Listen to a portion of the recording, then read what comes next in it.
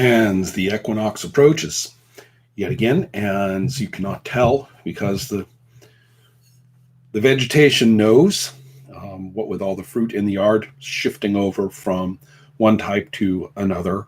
And in this case, we've got they've turned ripe. It's like one day the plants woke up and said, "It's time," and all of these, months long, not done yet fruit just kind of popped. So anyway, we have a zillion of these apples, which are, I would say, they're like candy, except that they are so substantial. They're like a meal. So you eat it and it tastes super good, and you're like, wow, I have eaten. And then, of course, across the front fence, there are the grapes have hit, and that's pretty much just a random grab passing it. I mean, this not a hugely long fence, but a few steps along the way, and there's just tons of these bacchanal worthy grapes there. So anyway, it's about this point that we look through the jars and say, wow, we've got this much left from last year of all this jam and stuff. We better eat it so we can make the next round. And I guess that also means that we should probably get more little jars for the Christmas giveaways and stuff like that. All right. Well, so that's kind of nice. As you can see, the sun is streaming in. It's not always this pretty and sunny. Sweden is definitely known for its cloudiness, but much like where I grew up on the coast of California, the natives will tell you how cloudy and grim it is, because it is, but everyone remembers the sun. All right. So much for all the sentimentality. I've been thinking a lot about economics. I guess it's due to the death of David Graeber, and a few people have contacted me recently just to kind of share thoughts on, society. And I got to thinking about something that, again, has always interested me, which is periods of time when there is a discontinuous shift in terminology. And I'm talking about the terminology that is picked up as normal across all presentation, whether it's journalism, specifically education, government policy. Just a whole bunch of terms are either repurposed or are invented and hooked together in a way that is treated as, well, of course, we always knew this. And there are some periods in U.S. history which are notable. And one of them that was much older is just following World War II. And a whole bunch of things that I think all of us think of as just, America, were established then. Did you know that before then there were not the three joint chiefs of staff for the U.S. military? It was simply not organized in that way. And and so the entire structure of how, what we call the Pentagon interacts with the rest of the government was absent before that. There was other somewhat thrown together procedures, but what we think of as, basically the prow of the ship of America, sailing through history, simply did not exist.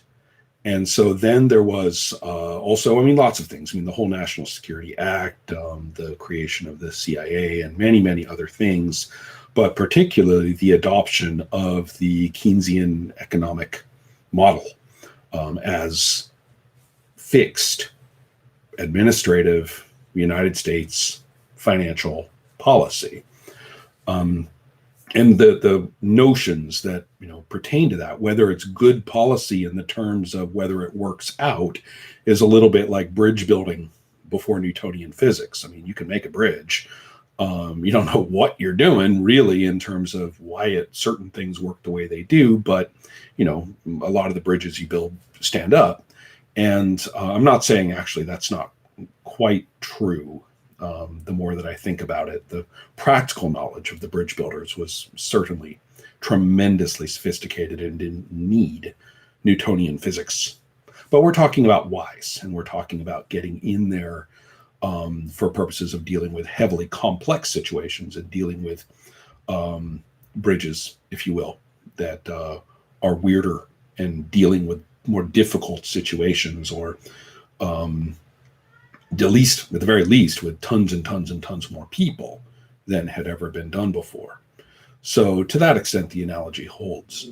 So anyway, the point is that the whole Keynesian economics may have been a fine thing to wave about and cite as you went ahead and did whatever it was you were going to do.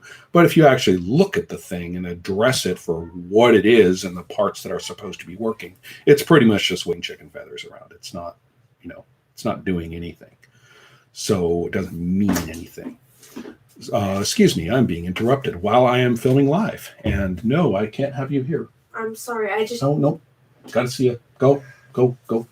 No, really. I suppose I'll just call her. Super. Somebody is studying his immunology for making a macrophage. He has made the macrophage out of various clay, which is great.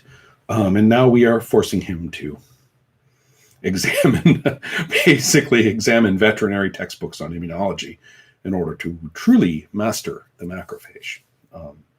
Hence the interruptions. Okay, so that's happening. Where was I? Well, I was busy criticizing a whole bunch of my betters, is what I was doing.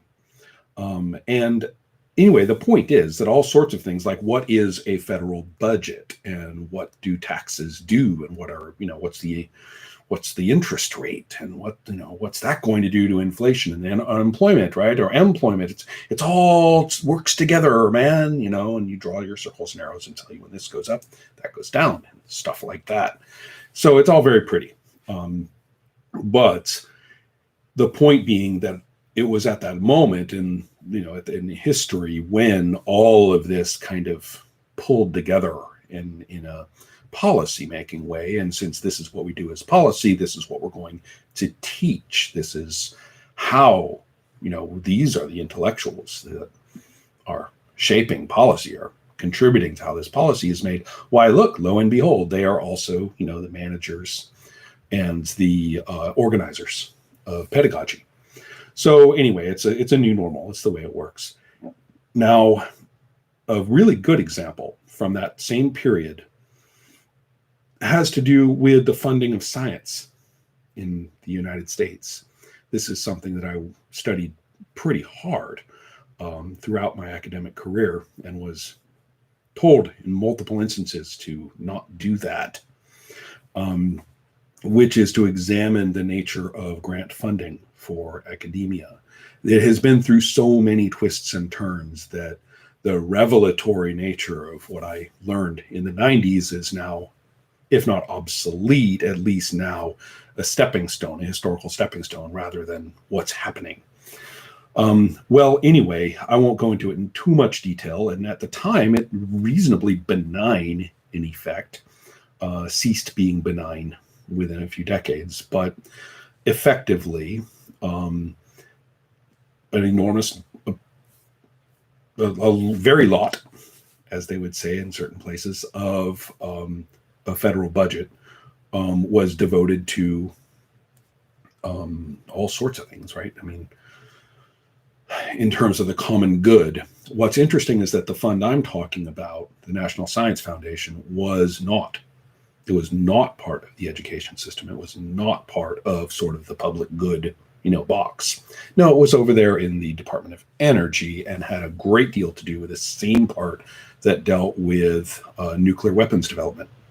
So the notion, of course, being probably that, a lot of the money sought for research was going to be about that sort of thing and sort of needed to be over there in that box. And the rest of science kind of just tagged along with it. So strangely enough, there you want to study the mating habits of skinks, and you're asking for money from the Department of Energy that deals with, nuclear weaponry. And you're like, well, that's kind of weird. But most people don't know that. It's just the National Science Foundation. Well, anyway, the the thing I'm driving at, though, is that we're talking about how do you fund a university environment nationwide. So not through the states, not through governors, not through legislatures in the states, nothing of the sort. How do you fund it nationwide so that the universities are, for lack of a better word, good enough to harbor the kind of talking about? Now, do I mean, weaponry research? Actually, no. We're talking about basic research. The fellow that we're talking about here is named Vanderveer Bush, a really interesting person, very much an animal of the FDR administration. Rather a remarkable intellectual in a lot of ways, and I suppose could easily be a topic full of controversy for worthy of a full semester's class. Anyway, this Bush, no relation to my knowledge, by the way, has had many thoughts on scientific policy. And one of his thoughts was, look, we just need lots and lots of basic research. And the argument is that you can do lots and lots of engineering research through private industry and through specially designated departments like, specifically the Department of Defense in its more understandable form. But you aren't going to get basic research because you don't know where it's going to go. You don't know whether you're right or wrong. And a great deal of the time, it is composed of, for lack of a better word, productive bickering. And what you find out is universally responded to by all and sundry with, so what? Well, argued Vanderveer Bush, that so what is super important because without a whole bunch of reasonable that's what's around, you're not going to be able to do anything except fiddle with tiny widgets that make more and more and faster of what you already know how to do and nothing else. For lack of a better word, it's kind of the basic research is sort of the intellectual mutation. Much of it's crap. And a lot of it doesn't seem to be doing anything, even when it's not crap. So anyway, I spent most of my life devoted to basic research. So as you can see, I'm partial. And I was really interested in how we had funding for it at all. And, how this happens. And it's routinely a target for representatives at the federal and state legislatures to mock. Because, we gave all this government money to study the way these birds have sex. I mean, what the hell? What's that for? Basket weaving in these peoples, dead and gone long ago. Waste of time, bunch of farts, bunch of art farts out there, poking around at things, getting government money. Well, okay, it's the easy way to get votes. But the point is that we do have funding for this kind of thing. And for a while, it was quite generous. And so the interesting point is how in the world, would that get started? And Vanderveer Bush made a good argument that you needed this around and a whole lot of it. You needed this enormous, again, more metaphors on my part, this enormous wetlands with all of its little stinky pieces and everything. If you ever want a hill with a forest on it, you need tons and tons and tons of that. Even that's sort of a political statement saying that the developed widget is, with a policy purpose, is the hill with the forest on it. Well, as I say, I'm partial. I'm rather a swamp dweller as far as that's concerned. Don't really care. Well, anyway, the point here is how do you fund this? And the kind of allocations that we're talking about would, as they saw it back then, be a no-sell. Nobody was going to allocate funds for that knowingly. So they came up with a money laundering scheme by which if you were, Dr. Joe Blow, scientist, and you wanted some money to study a thing, you wrote a grant to the National Science Foundation, or if it's medical, the National Institutes of Health came along a little later. And it had predecessors that were earlier. Now you see I'm being a pedant. Never mind. Well, what do? You send the grant, and let's say it's for, back then, $100,000, and and your university has a little tag on it. It has a little percentage tag on it. And let's say for your university, it's 5%. Well, holy cow, you get $105,000, not $100,000. You Dr. Blow do not see that. The university administration just reaches over and goes, thank you, and gets some. So this was called overhead. I mean, that's a euphemism. It says, well, it's it's for overhead of the university costs of blah, blah, blah. No, it's a way of funding the university, and it has no tags on it for spending and no oversight.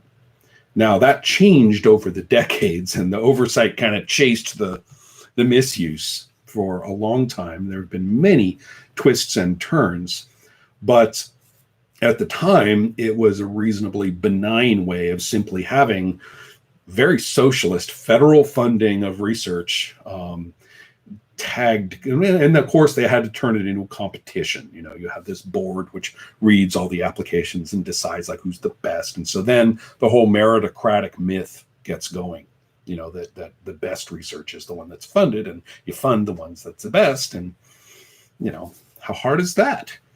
Well, that eventually gets tied to interesting new inventions in the 1960s called tenure. Wow, the 60s hasn't tenure always blah, blah, blah. No, we're talking about American-style university tenure, an invention of the 60s, and its relationship to the faculty union and its eventual relationship to faculty promotion. Today, to be promoted from nominally assistant professor to associate professor, again, more meaningless words, those are just ranks. You get tenure when you're promoted from that one to that one. This is synonymous in the academic mind, the professional academic mind. Those are the same thing. I mean, it's not, they don't even think twice about it. No, they're not the same thing. They got hooked together later when the overhead ramped up. When the overhead ramped up into the realms of 25, 50, 75% instead of 5, 10%.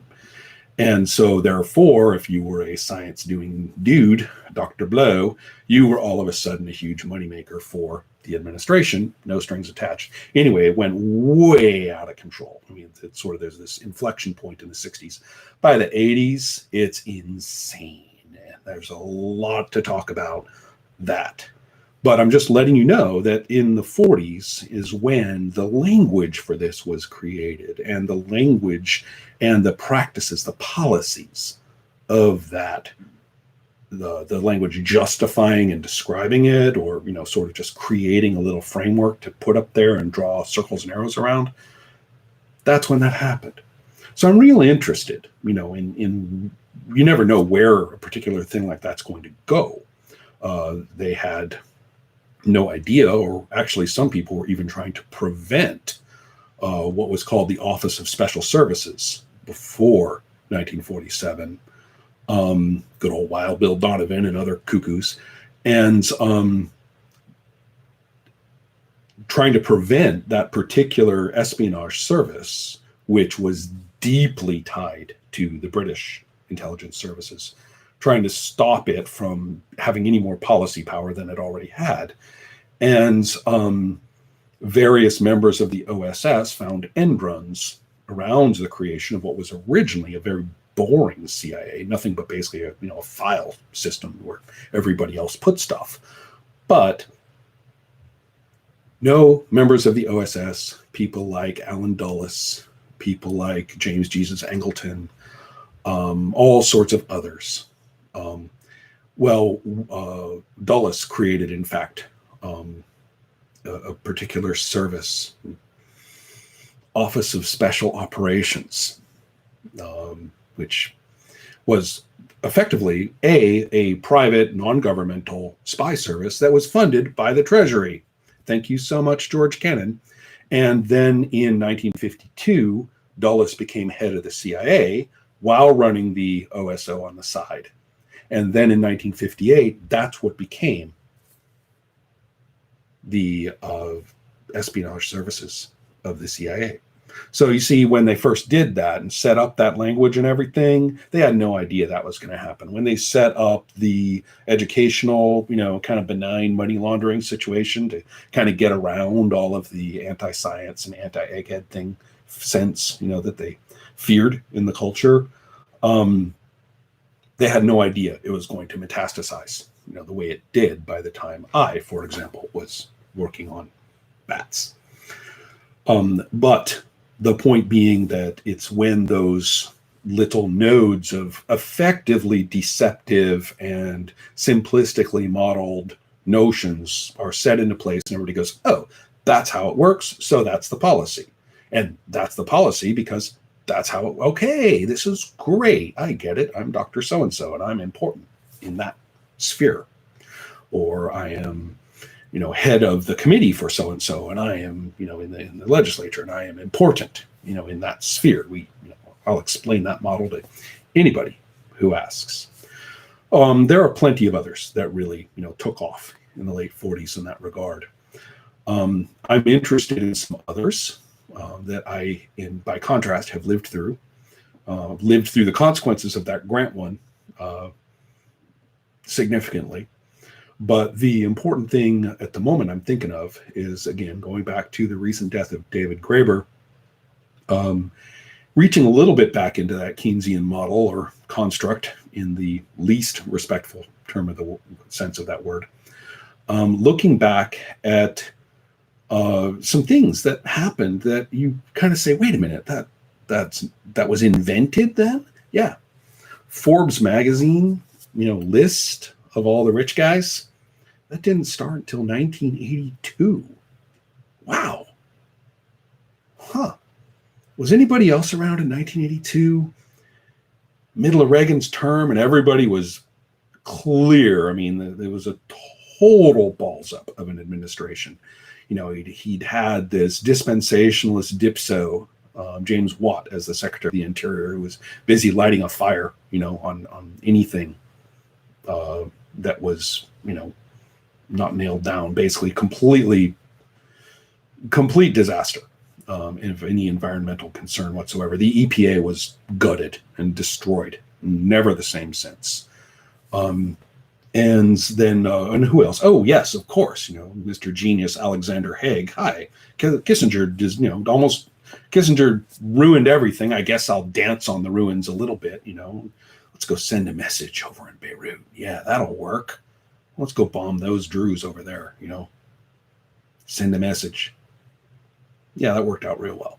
So anyway, the Reagan administration is just crashing and burning. The whole Contra situation blows up in their face, 1982, 1983. Even Congress, not always known for a spine, basically says that shit stops.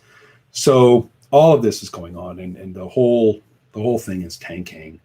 And I don't know if anyone else remembers, though. There was this kind of click in the air, wasn't there? And all of a sudden, greed was good.